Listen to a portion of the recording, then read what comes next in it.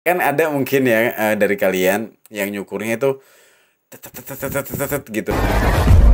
Halo, gue Dedi pakai iye, bukan pakai i. Halo teman-teman, apa kabar kalian semua di sana? Mudah-mudahan baik-baik aja ya. Dan kalian tetap percaya dan tentu percaya di darat, laut, dan udara. Oke, ya. Jadi di video kali ini mungkin kalian udah perhatiin rambut bagian atas customer gue kali ini. Volumenya tidak terlalu tebal atau cenderung tipis ya teman-teman ya. Menurut gue cenderung tipis, nggak bisa dibilang tebal juga, nggak bisa dibilang sedang, karena udah mulai transparan rambut bagian atasnya dan dia lebat di bagian samping sama belakangnya teman-teman. Nah, jadi kali ini customer gue kali ini pengen dipotong rambutnya dengan model tublok haircut teman-teman. Jadi potongan rambut ini menurut gua cocok banget atau sesuai dengan tipikal rambut dia yang rambut bagian atasnya sudah mulai tipis, lalu rambut bagian samping dan belakangnya tebel dan cenderung lebat. Nah, ini potongan tublok ini bisa ngebantu menyeimbangkan atau biar balance antara rambut atas dan rambut bawah. Nah, sebelum gua mulai ceritain kayak gimana langkah-langkahnya, kali ini tubloknya gue buat samping dan belakangnya tipis ya teman-teman ya. Jadi disclaimer buat kalian bahwa tubloknya kali ini gue buat tipis bagian samping dan belakangnya. Kenapa tipis? Ya ini memang nggak baku dan nggak harus kayak gini, tapi ini menyesuaikan dengan karakter atau tipikal rambutnya yang tebel di samping dan belakang, terus tipis di atas. Nah, inilah cara gua supaya balance antara rambut bagian atas dan rambut bagian samping. Jadi nggak terlalu numpuk di bagian samping dan belakang. Nah, kayak gitu ya teman-teman. Meskipun biasanya tublok yang ada di Korea sono itu rambut bagian samping dan belakangnya masih tebal. Tapi kali ini karena kebutuhannya untuk menyeimbangkan rambut bagian atas dan bawah, alhasil gue buat tipis di bagian samping dan belakang. Oke, langsung aja gue ceritain kayak gimana langkah-langkahnya gue motongin rambut dengan model tublok kali ini teman-teman. Oke, jadi di langkah pertama tadi gue parting tentunya. Jadi gue pisahin rambut bagian atas dan rambut bagian bawah. Supaya apa? Supaya gue mempermudah gue ulang ya. Jadi supaya mempermudah gue waktu motong atau mendekin rambut bagian samping dan belakang yang akan gue buat tipis. Oke. Pas udah parting, next gue pakai guard nomor 4 dan lanjut kali ini. Jadi yang pertama tadi pakai guard nomor 4 ya untuk samping belakangnya sebagai dasar atau baseline. Jadi dasarnya pakai nomor 4. Terus pengen gue buat gradasi di bagian samping dan belakang. Caranya gimana? Caranya kayak gini teman-teman. Caranya yang sedang gue lakukan adalah pakai guard nomor 2. Jadi setelah pakai nomor 4, gue gunakan guard nomor 2 tapi hanya di bagian samping dan belakang. Karena gue hanya akan buat gradasi di bagian samping dan belakang. Artinya tipisnya itu nggak tipis banget. Artinya tetap ada habisnya, tetap ada gradasinya, tapi nggak habis banget kayak fade. Nah, ini kenapa gue buat gini ya, tadi tujuannya supaya imbang ya rambut bagian samping dan belakang. Karena kalian bisa perhatiin tadi rambut bagian atasnya kan tipis dan jarang. Iya. Oke, masih pakai guard nomor 2. Tujuannya supaya nanti ada gradasi di bagian samping dan belakang. Oh iya, jadi di video kali ini sengaja ya gue pakai durasi normal.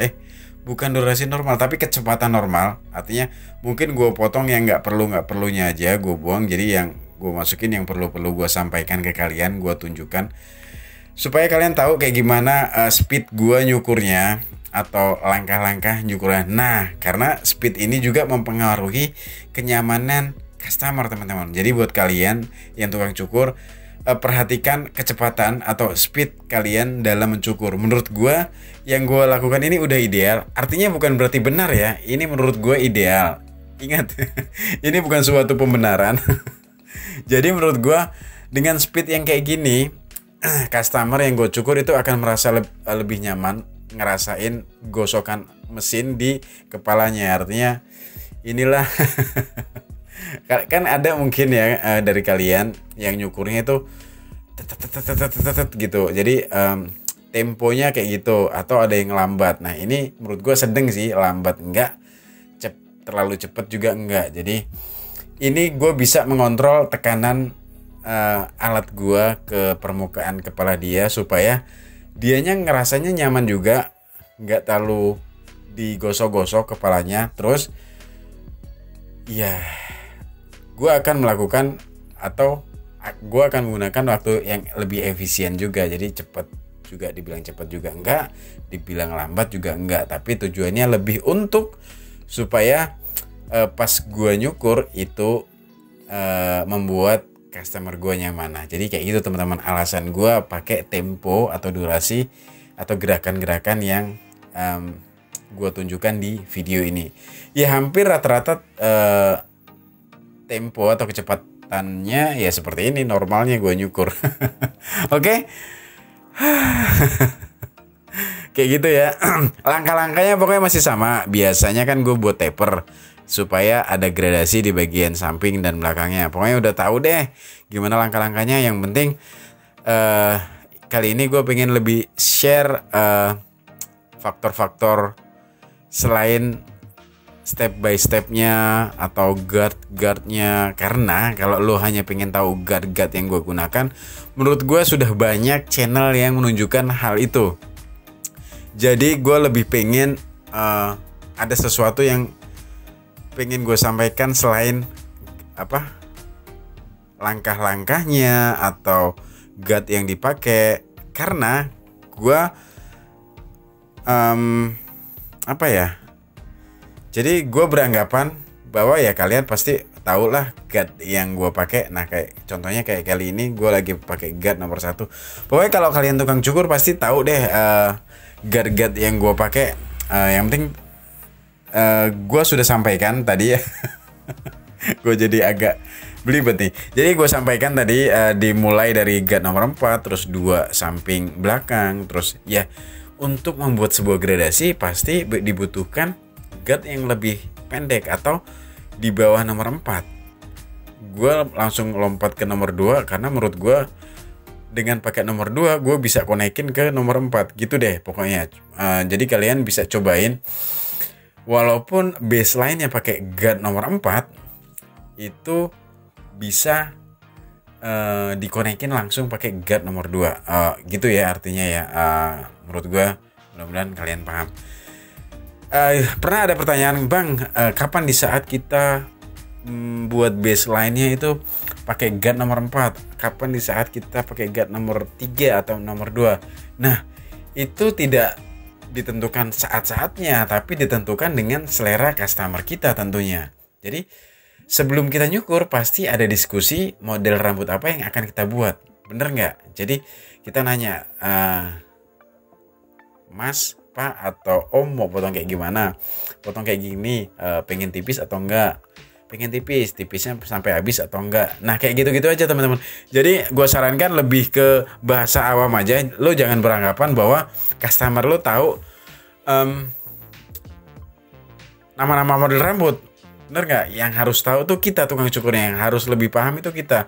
Nggak semua customer itu tahu, atau nggak semua customer itu akan belajar tentang gaya rambut. Tentunya bukan berarti tidak boleh belajar. Itu akan mempermudah tukang cukur lo kalau lo tahu tentang gaya-gaya rambut. Cuman kita beranggapan adalah customer kita awam dan kita harus mengedukasi dia dan kita harus kasih tahu dia. Tentu ngasih taunya jangan pakai bahasa-bahasa teknis yang sering gue sampaikan ke kalian. Jadi waktu gue sampaikan ke kalian itu gue beranggapan kalian adalah tukang cukur. Jadi waktu gue bilang baseline, waktu gue bilang guard, clipper guard atau sepatu, trimmer, clipper, terus guideline, levering, kayak gitu-gitu kan istilah di barbering ya, atau istilah tukang cukurnya. Tapi kan nggak mungkin kita mengharapkan customer kita tahu tentang hal itu. Jadi ya tugas kita untuk mengedukasi customer kita tentunya. Alright. Nah gitu ya. Sepertinya udah selesai gue potong rambut bagian samping dan belakang. Nah ini nih yang udah pernah gue sampaikan. Kayaknya di video-video sebelumnya rambutnya kan lebat, tebel. Nah itu butuh ditipiskan atau apa ya? Ya benar, ditipiskan supaya lebih terkesan natural. Nah ini untuk rambut yang sekarang gue potong ini, rambutnya kan sudah tipis. Menurut gue nggak perlu ditipiskan lagi. Nah inilah fungsi gunting sasak itu berperan, teman-teman. Jadi kan ada yang bilang gunting sasak itu dilarang, gunting sasak itu nggak boleh, gunting sasak itu membuat rusak. Ya mungkin kalimatnya nggak selesai sampai di situ, tapi lebih tepatnya adalah gunting sasak itu digunakan untuk apa, fungsinya untuk apa, dan tekniknya bagaimana gitu ya. Jadi bukan berarti gunting sasak itu merusak, asal penggunaan dan tekniknya benar dan alasan terus tujuannya benar ya memang gunting sasak dibuat untuk itu. Kalau nggak boleh dan itu ngerusak, untuk apa gunting sasak diciptakan? Oke. Jadi kali ini gue nggak tipisin karena menurut gue rambutnya udah tipis. Jadi gue tinggal motong rambut bagian atas yang diperlukan aja. Jadi gue sisir ke bawah, gue gunting, nyesuaiin dengan baseline atau ketinggian guard nomor 4 yang di pertama tadi, teman-teman. Oke. Ini gue lagi ngelakuin supaya rambut kiri dan kanan sama panjang, simetris. Jadi gue kumpulin ke tengah supaya dia sama panjang. Oke, kayak gitu.